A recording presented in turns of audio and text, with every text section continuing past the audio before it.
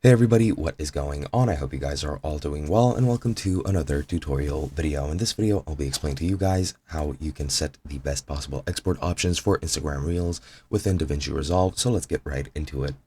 Now, I'll be looking at this person's blog because I don't currently have access to DaVinci Resolve. I'm having some sort of error which prevents me from launching it, but pretty much I'll be going through this and everything should be really clear. Now, what we're going to focus on is for the codec, you're going to use the H264 master codec, which is by default. Just select that, and then you can start changing some settings within it. Now, the resolution will always be the same unless you lower it. So 1080p is the maximum resolution for Reels, so just keep it at 1080p vertical, and that should be it. For the frame rate, you can choose whichever you would like.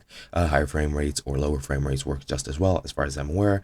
And the quality should be set to automatic. If you restrict it, it's going to lose some quality when uploading to Instagram. However, automatic works best. Now, what you're going to change as well is you're going to change the tags, specifically the color space tag and the gamma tag, and the values you want to place for these two are the Rec 709 and sRGB. Now, sRGB is pretty much the default.